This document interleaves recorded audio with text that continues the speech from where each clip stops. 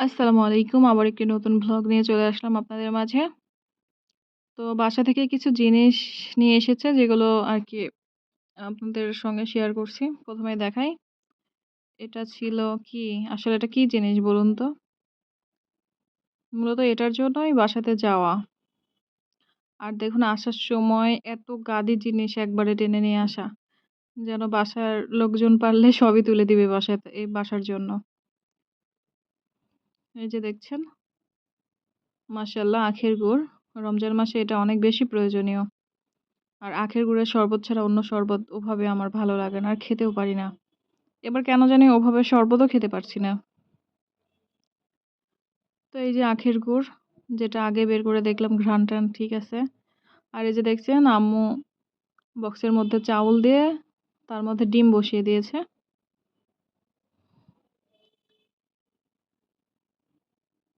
ডিমগুলো এক এক করে আমি তুলে নিচ্ছি।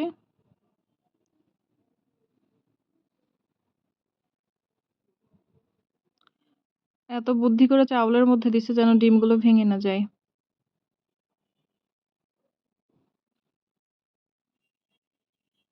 প্রতিটা ডিমগুলোই তুলে নিচ্ছি এক এক করে। আর দেখেন সঙ্গে চাউলও দিয়ে দিয়েছে, ভালো চাউল। এই চাউলগুলো রান্না করে খাওয়া যাবে। আর ডিমের সঙ্গে চাউল ফ্রি। আমি হাসতেছিলাম আর বলছিলাম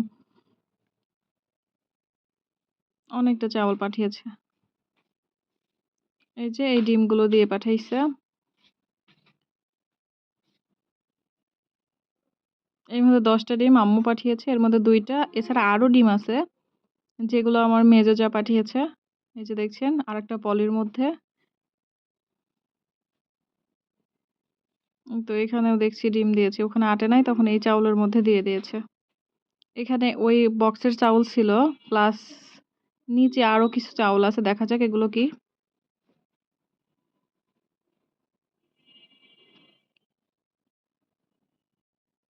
বলছিলাম যে এরা সবাই একটু, একটু করে চাউল কেন এর মধ্যে করে দিছে, মানুষে কি বলবে?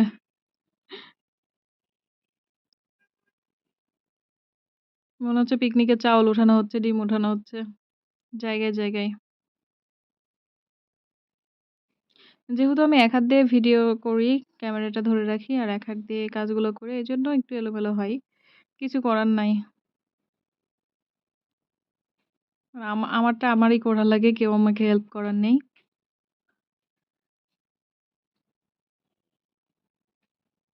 তো আসেন দেখি পরেরটাতে কিসের চাউল। আমি ছিঁড়ে ফেলেছি।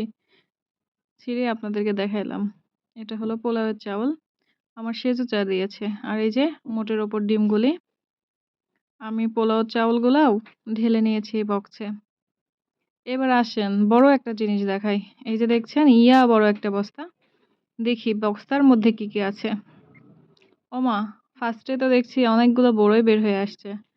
এগুলো টক বড়ই। এত সুন্দর ঘ্রাণ বেরোচ্ছে। টক বড়ইয়ের ঘ্রাণ অবশ্যই আপনাদের জানা কেমন। বড়ইগুলো একটা বড় ঝাঁকাতে তুলে নিচ্ছি। এই বড়ইয়ের আচার দিব।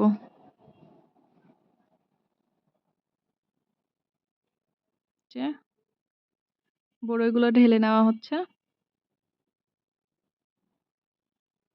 প্রায় ১ ঝাঁকার মতো বড়ই।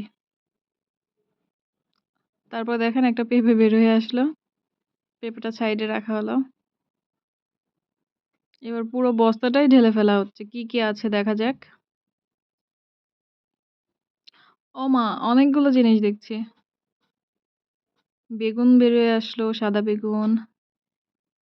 এটা কি, এটা কি? দেখি একে, একে বলুন।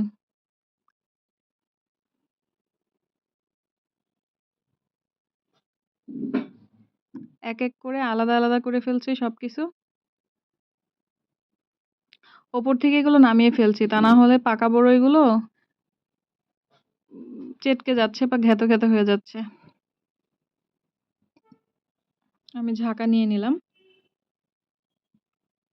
বেগুনগুলো তুলে ফেলছি। এগুলো আমাদের জমির।